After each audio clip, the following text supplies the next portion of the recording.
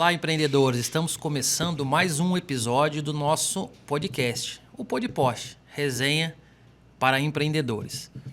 Hoje conversaremos um pouco aqui com uma pessoa que do púlpito foi ao sucesso.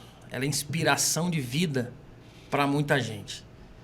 Quem o conhece sabe que sempre está com um sorriso largo em seu rosto. Kleber, boa noite. Um prazer receber você aqui. Te agradeço ter aceitado o convite. Boa noite, Marcelo. O prazer é todo meu. Fiquei lisonjeado por ter recebido o convite, feliz por estar aqui. E ainda mais nós que temos uma amizade muito grande, há muito tempo eu te conheço, nós nos conhecemos, crescemos juntos. Mas vamos deixar claro aqui que você é 10 anos mais velho que eu. Para que quem esteja assistindo não... Depois a gente fala sobre isso. Mas feliz por estar aqui, agradeço a oportunidade mesmo, a qual você me concedeu. E tamo aí, tamo junto aí. Ô Kleber, você lembra qual foi o seu primeiro trabalho, onde você inseriu? Você, putz, hoje eu sou o trabalhador. Você lembra como foi? Lembro sim, Marcelo. Faz um certo tempo. Não vou dizer ao certo tempo que faz, né, por questão de idade, mas foi numa área de mecânica que eu comecei. A gente tinha lá, não sei se você conhece, acho que conhece o torno CNC, dentro da usinagem foi lá no Gin de Melo. Aí eu comecei ali, eu tinha os meus 18 anos, foi o primeiro emprego que eu tive, e ali eu dei o pontapé realmente mesmo. Ali foi o seu primeiro emprego? Foi o meu primeiro emprego, foi ali. Tenho 18 anos. Aí eu fiquei, acho que 2 anos e meio ali. Mas ali eu aprendi muito, ali eu senti que foi realmente um alicerce, um pontapé, para eu poder seguir realmente na sua carreira profissional. Na minha carreira. E depois dali, você trabalhou muito com parafuso também. Foi dali que despertou? Isso. Aí depois dali eu trabalhei, acho que 15 anos na parte de parafuso, também mexendo com torno, mexendo com furadeira também. A gente fabricava o parafuso, tudo, sabe? Inclusive, a gente vendia até peça para uma empresa grande aqui de São José, os kits de essas torres de celular que a gente vê por aí, muitas vezes no meio do mato, essas torres gigantes, a gente fazia peça para ela mesmo. E eu fiquei durante 15 anos, liderei uma equipe de 32 pessoas. 15 anos no ramo? 15 anos no ramo. E depois foi isso aí. Depois eu acabei indo para uma área totalmente diferente, uma área que eu estou hoje. Sabe? Mas também é uma área que eu gosto muito, aprendi muito também, sabe? Mas nessa área mesmo, no ramo ali de usinagem que fala, eu fiquei durante, acho que foi 15, mas uns 20 anos eu fiquei nessa área. Entendi. Você lembra algum desafio muito grande que você enfrentou na sua jornada profissional? E o que você conseguiu aprender com ele? Teve alguma coisa ali que, de repente, um momento que você perdeu um emprego, ou de repente que alguma coisa que te marcou? Teve sim. Foi no ano de 2014, Marcelo. Eu estava trabalhando em um determinado lugar e estava desempenhando meu trabalho, trabalhando bem, fazendo aquilo que eu gosto de fazer. Aí teve um dia que eu voltei de férias. Estava de férias. Quando eu voltei, o dono dessa empresa me chamou na sala, junto com a esposa dele. Aí eles me chegaram e disseram que ia ter que me dispensar. Ia ter que me dispensar porque o serviço caiu muito, então não teria como ficar comigo para estar pagando aquilo que eles me pagavam. Eu fiquei muito triste, foi tipo um baque que eu tive mesmo, sabe?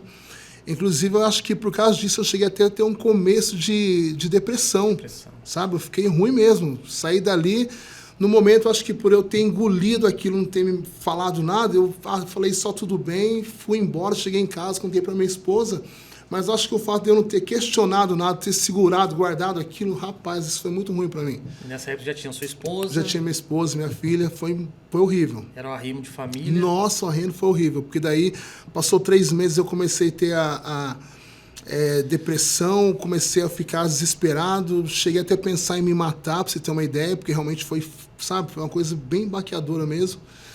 E cheguei a escrever carta para minha esposa, amor, tô ruim, eu acho que eu não vou aguentar, sabe? Foi muito difícil, foi uma época assim, foi ali 6, 8 meses, muito difícil, Marcelo. E ali o apoio da esposa, num outro programa que gravamos, um convidado nosso falou que atrás do homem forte tem uma esposa mais forte ainda. Mais forte, ela foi realmente o alicerce, aquela que realmente me ajudou, né? Foi Deus em primeiro lugar, e depois que ele me colocou ela, uma esposa que me ajudou muito. Aí depois de uns 6, 8 meses, cheguei a passar no psicólogo até, cheguei a passar, uma conhecida da gente lá da igreja, até passei nela, e ela nem tem costume de atender, porque geralmente os psicólogos eles não gostam de trabalhar com pessoas que ele conhece, que é o convívio deles. Mas ela abriu uma exceção para mim até, mas foi difícil. Mas aprendi também muito, viu? Nesse momento, depois que tudo passou, que a gente começa a colocar a cabeça no lugar, a gente vê que são tipos de fases que você passa que realmente você consegue tirar um aprendizado disso. Entendi. Você tem uma filha só? Tenho 2 filhas. 2 filhas. Tem uma de... na vaidade, hein? Uma de 22 anos. Pessoal, vocês estão vendo, né? Calcula. Tem uma de 22 anos e tem a outra que é a Pietra, que ela tem 9 anos. Entendi. São a razão da minha vida, são elas. Entendi. E você tem um trabalho na igreja. Isso. Eu sou presbítero na igreja, congrego aqui na igreja de São Judas mesmo aqui. Quantos anos está ali já? A gente está ali há... Então, uns 18 anos, 18 para 20 anos ali, nós estamos ali. E desde quando eu fui para a igreja, que eu me converti, sempre tive no coração um desejo muito grande de ser pastor, né? E na igreja, assim, você tem tipo uns degraus que você vai subindo, sabe? Então, você começa ali de diácono, depois vai para evangelista, presbítero, que é onde eu estou hoje, e depois você chega a pastor. Mas o presbítero ele é como se fosse um co-pastor, sabe? Ele faz a mesma coisa que o pastor faz. Então, numa ausência do pastor, numa viagem, num compromisso do pastor, num congresso, você ministra os cultos, então. Isso. A função do presbítero é essa. Ele é um co-pastor mesmo. Na ausência do pastor, a gente que toma a frente, sabe? Entendi. Então, isso é um desejo no coração mesmo que eu tenho e, se Deus quiser, isso vai ser cumprido. Chega. A promessa de Deus ela é cumprida, né? Isso, vai cumprir sim, sabe? Um desejo que eu tenho. E lá na igreja vocês têm trabalho com a juventude também? Isso, a gente também tem. Como que é a organização da igreja lá assim? Isso, então, é igualzinho para você lá, existe departamento, sabe? A gente tem um departamento de criança, adolescente, jovem, varão e senhora. Então, para cada departamento tem uma pessoa que toma conta. Que é o pessoa... líder lá. Isso. E a gente faz trabalhos assim, tipo, toda sexta-feira, de 15 em 15 dias, a gente tem uma reunião, onde a gente se encontra os departamentos e cada um trata assuntos sobre jovem com jovem, adolescente com adolescente, varão com varão, senhora com senhora. E o trabalho que a gente faz. E constantemente a gente faz evangelismo na rua, que é sair, entregando um panfleto, falando de Jesus para as pessoas, famílias. E esse é o trabalho. Para quem está nos assistindo, o que significa o varão e as senhoras? Tá, o varão, né, ele seria... É o homem do casal. Isso, o homem. Seria o homem, o varão seria tipo o homem da casa e a senhora seria a senhora mesmo, que é a varoa, né, mas senhora, que seria a mulher. Entendi. Então, por isso que a gente fala varão e varoa. E quando a gente escuta o pessoal falar, ô vaso... Isso. O que é o vaso? Esse termo vaso, assim, muitas vezes é quando a pessoa Eu estou te perguntando porque como a gente ouve, e muitas pessoas que estão nos assistindo, de repente não são evangélicos, assim. Isso. Então, essa pessoa vai ficar sabendo, né? Isso, tipo, o vaso é o termo que a gente usa, tipo, para me falar para você. Em vez de falar Marcela, falou o vaso de Deus, ou o vaso abençoado. Mas é mais um termo, assim...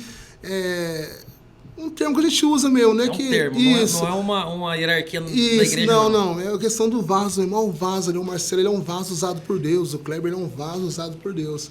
Porque na palavra de Deus fala que existe o vaso para honra e o vaso de desonra. Então, toda vez que a gente fala o vaso, a gente está citando que você é um vaso de honra mesmo, entendeu? Então, por isso que esse termo, o vaso chegou, o vaso de Deus chegou aí. O varão abençoado chegou. E aí o ministério das crianças são as crianças. Isso. E dos jovens são os jovens. Dos jovens que a gente trabalha, então tem aquelas pessoas que já são separadas, que tem o dom mesmo para cuidar de criança, para ensinar a criança, e como também de jovem também assim. E eu já fiquei à frente com jovens e varão. Criança não, sabe? Porque eu acho que não tem muito... esse dom voltado para isso. É porque tem que ter dom mesmo. Tem, mas para jovem mesmo, eu já fiquei 5 anos à frente dos jovens e varão já fiquei 6 anos à frente de varão, junto com o pastor, sabe? Da igreja lá. Entendi. E pude aprender muito, aprendi muito mesmo. O que você acha que a fé, ela te ajuda no dia a dia a enfrentar os desafios? Isso é importante, a pessoa... É o carro-chefe da vida de uma pessoa, a fé? A fé é muito importante, Marcelo. Fala para você, a fé, a palavra de Deus fala que ela é a confiança que a gente tem naquilo que a gente não vê. Mas você tem que crer. Isso é a fé, aquela certeza. Eu quero um celular, eu não tenho ele, mas eu creio que um dia eu vou conseguir comprar um. Isso é a fé, você viver pela fé mesmo. E até um momento difícil também que eu passei na minha vida, que foi o nascimento da minha filha, da Lívia, da Pietra.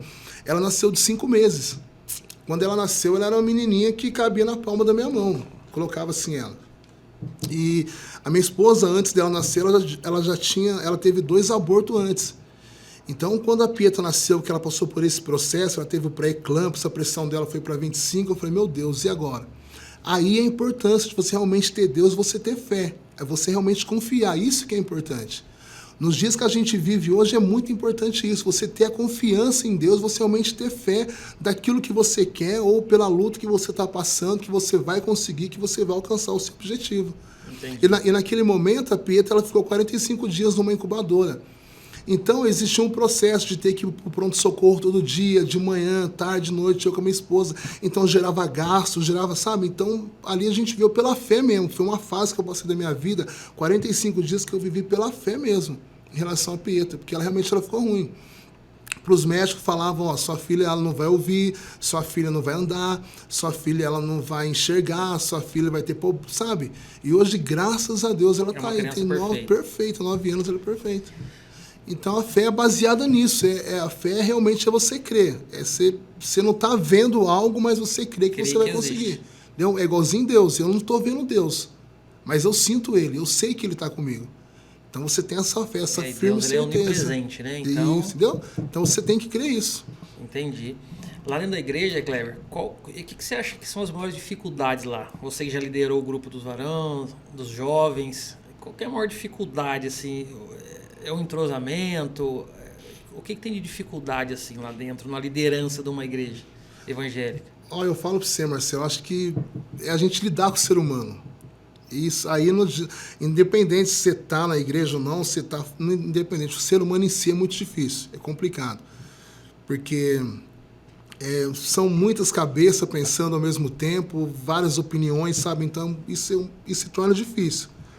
Mas é algo assim que você, no tempo, você vai trabalhando, vai conversando, assim, você vai trabalhando, a pessoa vai entendendo, absorvendo as suas ideias e a gente consegue caminhar. Mas eu acho que a maior dificuldade é essa mesmo, sabe? Hoje em dia é o ser humano mesmo em si. Humano, né? O ser humano em si é muito complicado. Lá no seu trabalho, onde você é líder também, a dificuldade da mão de obra, ela também existe? Muito, tá grande. Hoje, por exemplo, hoje eu lidero uma equipe lá de 9 pessoas, a gente tem lá. E a gente teve que mandar uma pessoa embora. Isso já fazem 3 meses que ela saiu e a gente não conseguiu repor uma outra pessoa. A gente já fez vários testes, tudo, e a gente não conseguiu repor, porque a mão de obra hoje está complicada. Não sei, as pessoas não querem assumir um compromisso hoje. Entendeu? Então está complicado. Todo mundo que a gente ouve aqui fala a mesma coisa, que não acha mão de obra mais para trabalhar. Não quer, o pessoal não quer. Não acha, isso é uma dificuldade grande.